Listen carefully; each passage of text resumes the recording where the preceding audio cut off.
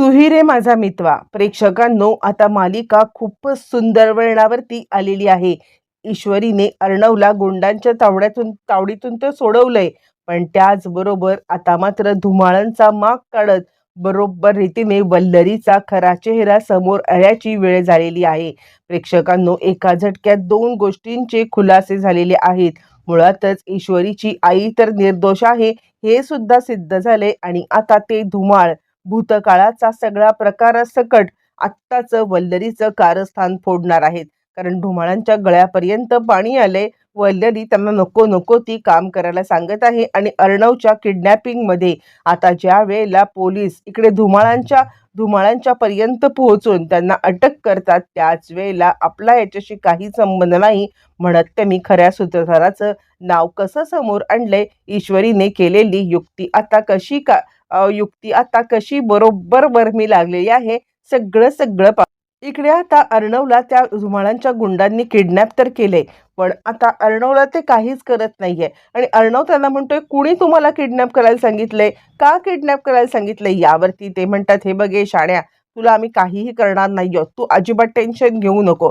आणि त्यावरती मग आता तो सांगायला लागतो, जर का तुम्ही मला काहीच करणार नाही आहात तर तुम्ही का मला किडनॅप करून ठेवलेत? यावरती मग ते गुंड सांगायला लागतात, हे बघ, आम्ही फक्त 4 दिवस तुला इथे ठेवणार, तुझी टिवटिव बंद कर. 4 दिवस झाले की आम्ही तुला आता इथून बरोबर रीतीने सोडून देणार आहोत. आता मात्र अर्णवला काहीच कळायला मार्ग नाहीये आणि तो विचार करतोय, 4 दिवस मला का किडनॅप करणार? आणि मुळातच धुमाळांचं बातमी समजली होती ना मला, म्हणून मी धुमाळांच्याच मागे आलो होतो. मग धुमाळांना काय संबंध मला 4 दिवस किडनॅप करून ठेवण्याचा? नाही नाही, काहीतरी गडबड आहे. पण धुमाळ याच्या मागे आहेत 100%, आणि या सत्याचा शोध घेतला पाहिजे.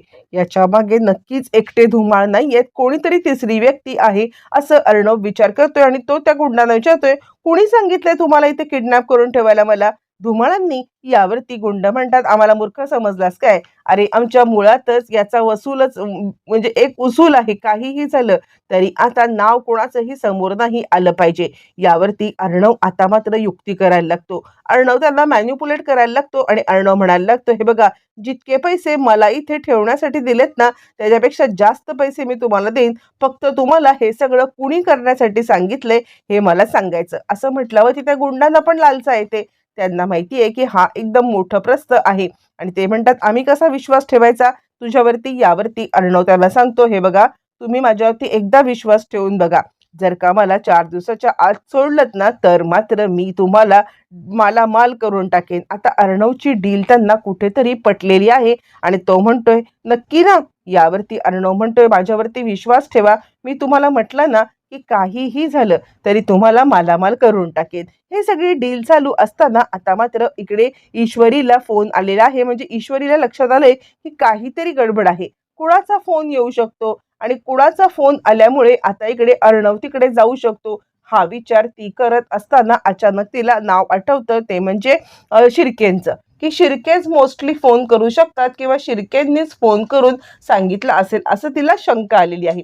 म्हणून आता ती शिर्केंनाच कॉल करते आणि शिर्के आता बरोबर रीतीने तिला सांगतात, हो, धुमाळांचा पत्ता लागला होता म्हणून अर्णव सरांना मी कॉल केला होता आणि त्याच वेळेला अर्णव सर त्या धुमाळला पकडण्यासाठी बाहेर पडले होते आणि मग मात्र मला काही माहिती नाहीये. मग आता ईश्वरीला समजलंय की 100% या सगळ्यामध्ये आता धुमाळांचा हात आहे. पण धुमाळांना सरांना किडनॅप करून काय मिळणार आहे? नाही नाही, काहीतरी गडबड आहे. आणि मग ती विचार करते, मी आता अर्णव सरांना शोधायला कुठे जाऊ? मग त्याच वेळेला तिला आठवतं की धुमाळांनी आपल्याला एका खंडरच्या इथे आता बोलवलं होतं. कदाचित त्याच खंडरच्या इथे आता त्यांनी जर का सरांना पकडून ठेवलं असेल तर? नाही नाही, मला जाऊन बघायलाच पाहिजे. आणि त्यानंतर ईश्वरी त्याच खंडरच्या इकडे आता जायला निघते आणि नेमकं तिचं आता संशय खरा ठरतो. ज्या खंडरच्या इथे आता तिला किडनॅप करून ठेवण्यात आलेलं असतं, त्याच खंडरच्या इथे आता नेमकं अर्णवला किडनॅप करून ठेवलेलं असतं. आणि त्यामुळे ईश्वरीचा अगदी क्लू बरोबर निघतो आणि ईश्वरी या सगळ्यामध्ये आता तिथपर्यंत पोहोचते.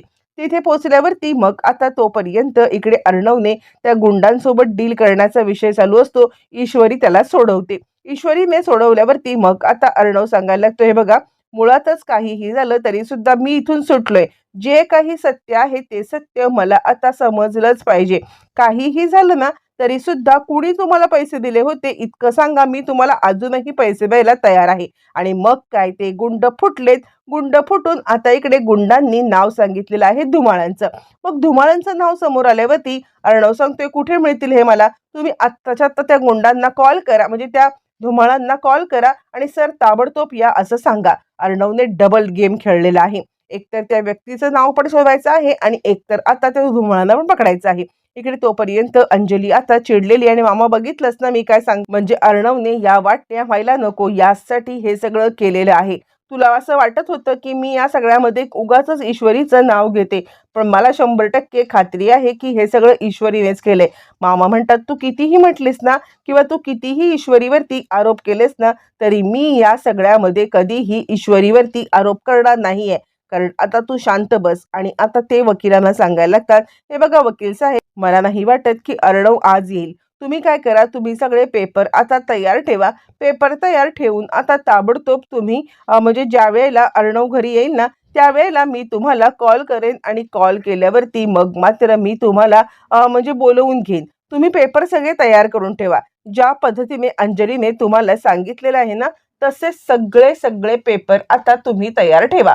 असं म्हटल्यावरती मग आता इकडे वकील साहेब सांगायला लागतात, ठीक आहे सर, आम्ही पेपर तयार ठेवतो आणि लवकरात लवकर आता तुम्ही आम्हाला फोन करून बोलवा, म्हणजे अर्णव राजे शिर्के आल्यावरती. इकडे तोपर्यंत आता इशू अर्णवला सोडवलेला आहे आणि अर्णवने ट्रॅप पण रचलाय. अर्णवने मात्र आता लगेचच बरोबर रीतीने ट्रॅप रचत सांगितलेलं आहे की म्हणजे त्या गुंडांना बरोबर ट्रॅक केलंय आणि त्यांना आता पैसे पण दिलेत. पैसे देऊन नुसता तो गप्प बसलेला नाहीये, तर आता धुमाळांना त्या ठिकाणी बोलवायला सांगितलेलं आहे. मुळातच त्यांनी धुमाळांना सांगायला सांगितलंय की आता हा माणूस आमच्या तावडीतून सुटलाय, पण तुम्ही इकडे या, तुम्हाला काहीतरी महत्त्वाचं सांगायचं आहे. आणि त्याचमुळे मग आता अर्णव धुमाळांना पकडायला निघाले. तोपर्यंत ईश्वरी म्हणते, सर अहो असं काय करताय? तुम्ही मला का नाही सांगितलं? मला सांगितलं असतं तर आपण दोघं जण सोबतच त्या धुमाळांना पकडण्यासाठी गेलो असतो ना. यावरती अर्णव सांगायला लागतो, का सांगू मी तुला? तू मला काही सांगतेस का? तू मला जर का काही सांगितलं असतंस तर कदाचित मी तुला सांगेन ना, पण तू काही बोलत नाहीयेस. तू सुद्धा त्या दिवशी धुमाळांना अशीच पकडायला गेली होतीस ना, मग मग मी का तुला सांगू? असं म्हणत अर्णव तिच्यावरती चिडलाय. चिडलेल्या अर्णवला शांत करत ईश्वरी म्हणते, सर तसं नाहीये. अर्णव म्हणतो, तू शांत बस. आता काहीही झालं ना तरी सुद्धा आपण या सगळ्यामध्ये आता लवकरात लवकर धुमाळांना पकडूया. यावरती ती म्हणते, पण सर पुन्हा काही झालं तर? अर्णव म्हणतो, नाही, आता या गोष्टीची मला आता पर्वा नाहीये. तो धुमाळ कुणासाठी काम करतो, काय काम करतो हे समजलं पाहिजे. धुमाळांना गुंडांनी सांगितलेलं आहे की अर्णव पळालाय आणि आता त्यांना तुमचं नाव समजलंय म्हटल्यावरती धुमाळ घाबरलेत. वल्लरीला बोलवलंय, मॅडम तुमच्यामुळे माझा सगळा डाव फसला ना तर मी तुम्हाला अडकवे ना.